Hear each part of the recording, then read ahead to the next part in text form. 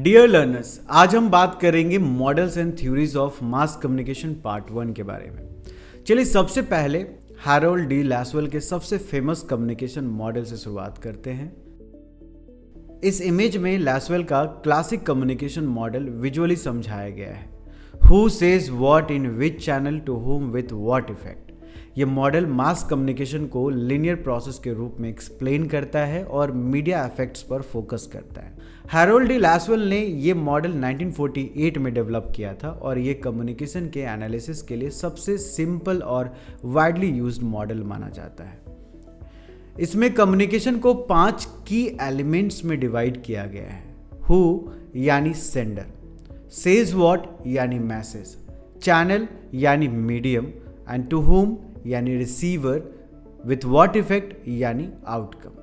इस तरह से ये एक स्टेप बाय स्टेप प्रोसेस बनता है based on question answer approach, जो कम्युनिकेशन की क्लैरिटी को बढ़ाता है। अब आगे देखते हैं Lasswell model meaning of each element.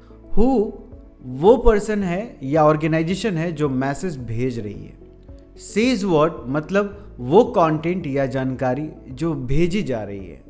In which channel वो मीडियम या प्लेटफॉर्म जिससे मैसेज डिलीवर किया जा रहा है, जैसे television, radio, newspaper etcetera. To whom वो ऑडियंस या ग्रुप जिसे मैसेज रिसीव करना है। विथ व्हाट इफेक्ट उस मैसेज का ऑडियंस पर क्या असर पड़ा, अवेयरनेस, ओपिनियन चेंज या कोई एक्शन लिया गया। अब चलिए एक प्रैक्टिकल एग्जाम्पल से देखते हैं। Example, prime minister speech. Scenario एक मान लीजिए देश के प्राइम मिनिस्टर एक नेशनल एड्रेस दे रहे हैं। तो लैसवेल मॉडल के अनुसार who prime minister, says what economic reforms की announcement, in which channel television, radio या सोशल मीडिया जैसे प्लेटफॉर्म्स, टू whom देश के नागरिक, विथ व्हाट इफेक्ट लोगों में अवेयरनेस, डिस्कशंस या ओपिनियन का बनना। सो आगे बढ़ते हैं और समझते हैं की एप्लीकेशंस इन कम्युनिकेशन स्टडीज। लैसवेल का मॉडल सिर्फ थियोरेटिकल अंडरस्टैंडिंग तक लिमिटेड नहीं है, इसे कई रियल वर्ल्ड एप्लीकेशन में भी यूज किया जाता है। लाइक एडवर्टाइजिंग, ये समझने में मदद करता है कि एक मैसेज कस्टमर को कैसे इम्पैक्ट करता है। Propaganda and political campaign, public opinion को इन्फ्लुएंस करने वाले मैसेजेस की इफेक्टिवनेस को मेजर करने में हेल्पफुल है। मास मीडिया इन्फ्लुएंस, ये एनालाइज करता है कि मीडिया लोगों की सोच और बिहेवियर को कैसे शेप करता है। डिजाइनिंग कम्युनिकेशन स्ट्रैटेजीज, ऐसा स्ट्रैटेजी बनाना जिससे डिजायर्ड एक्शन या बिहेवियर चेंज आ सके। जैसे हर मॉडल के कुछ ड्रॉबैक्स होते हैं, वैसे ही लैसवेल के मॉडल के भी कुछ लिमिटेशन है। लीनियर स्ट्रक्चर, ये मॉडल लीनियर है और फीडबैक लूप को इंक्लूड नहीं करता, जो मॉडर्न कम्युनिकेशन का बहुत जरूरी पार्ट है। आउटकम पर ज़्यादा फोकस, ये इंटरैक्शन प्रोसेस को छोड़कर आउटकम पर ज़्यादा ध्यान देता है।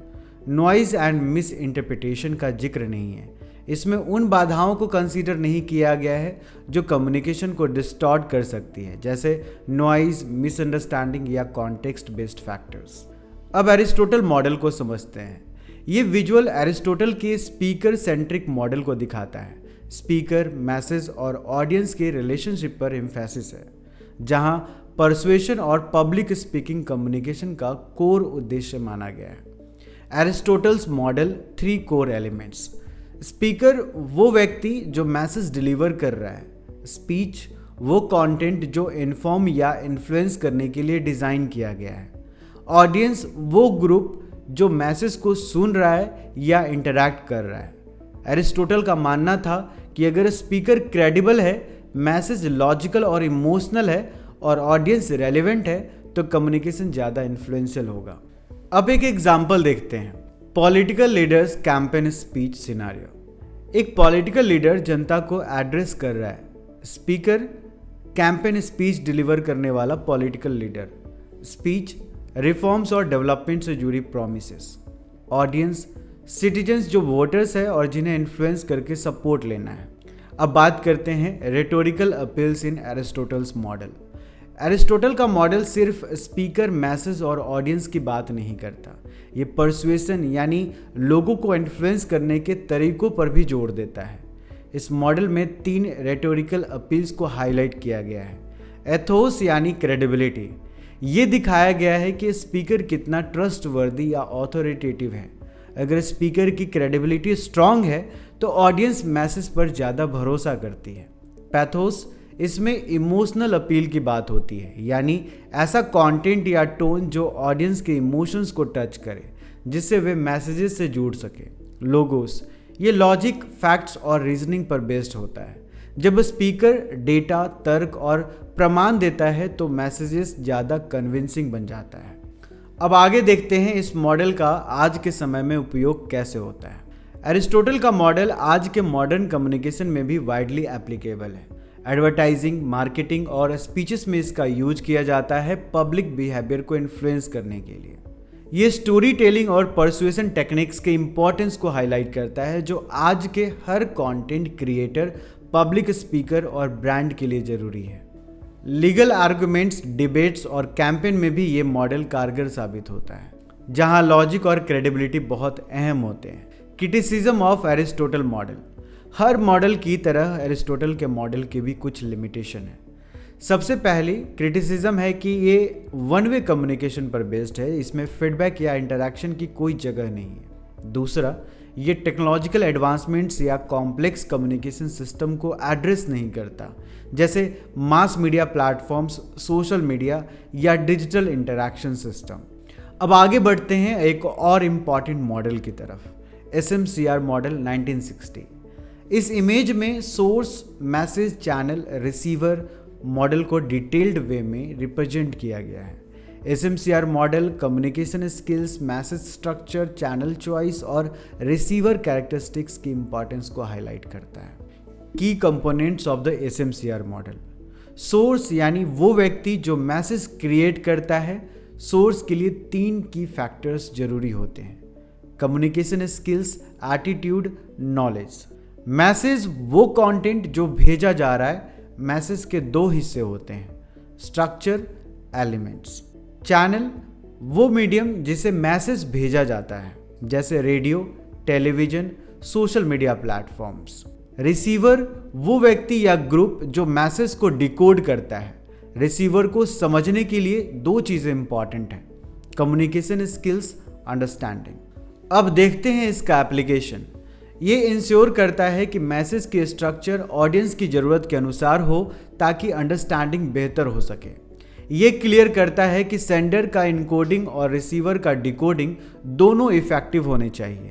साथ ही ये भी एक्सप्लेन करता है कि सेंडर और रिसीवर की एटीट्यूड्स और नॉलेज किस तरह कम्युनिकेशन को इम्पैक्ट करते हैं। अब चलते हैं क्रिटिसिज्म की ओर। Criticism of the SMCR model. Lack of feedback. इसमें फीडबैक का कोई कंपोनेंट नहीं है, जिससे ये भी एक वन वे मॉडल बन जाता है। नो फोकस ऑन नॉइज और बैरियर्स। ये मॉडल कम्युनिकेशन प्रोसेस में आने वाली बाधाओं या नॉइज को कंसीडर नहीं करता। अब बढ़ते हैं अगले मॉडल की ओर, यानी Shannon and Weaver model 1949। Shannon and Weaver का मॉडल एक लीनियर मॉडल है जिसमें नॉइज को शामिल किया गया है, लेकिन मूल रूप से इसमें फीडबैक नहीं होता। इसमें कम्युनिकेशन प्रोसेस को 6 पार्ट्स में डिवाइड किया गया है: sender, information source, encoder, transmitter, channel, decoder, receiver, destination, noise. अब देखते हैं इन एलिमेंट्स को और थोड़ा डिटेल में। सेंडर, वो व्यक्ति या सिस्टम जो जानकारी भेजता है। इनकोडर, जो उस जानकारी को सिग्नल्स में बदलता है, जैसे माइक्रोफोन्स या टेलीफोन्स। चैनल, वो मीडियम जिससे सिग्नल ट्रैवल करता है, जैसे wire, airwaves, internet etcetera. Decoder, वो डिवाइस या व्यक्ति जो सिग्नल को फिर से मैसेज में कन्वर्ट करता है। डेस्टिनेशन, फाइनल यूजर जो उस मैसेज को रिसीव करता है। नॉइज, कोई भी इंटरफेरेंस जो मैसेज को गलत या अनक्लियर बना सकती है, जैसे बैकग्राउंड साउंड, डिस्ट्रैक्शन या मिसअंडरस्टैंडिंग। अब इसके एप्लीकेशन पर नज़र डालते हैं। ये मॉडल टेलीफोन्स, रेडियो और अन्य कम्युनिकेशन नेटवर्क्स के डिज़ाइन और ऑप्टिमाइजेशन के लिए यूज किया गया था। साथ ही ये टेलीविज़न, रेडियो और अन्य मीडिया में ट्रांसमिशन प्रोसेस को एनालाइज करने में मदद करता है। बात करते हैं criticism of Shannon and Weaver model.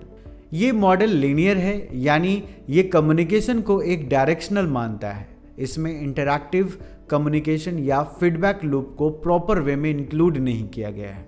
Learners her model की अपनी स्ट्रेंथ है लेकिन लिमिटेशंस भी है, इसलिए नेक्स्ट लेक्चर में हम पार्ट 2 के मॉडल्स को एक्सप्लोर करेंगे जिनमें हम कुछ और एडवांस्ड इंटरैक्टिव और ऑडियंस सेंट्रिक थ्योरीज की बात करेंगे। Models and theories of mass communication part 2 in the next lecture. So keep learning, keep growing.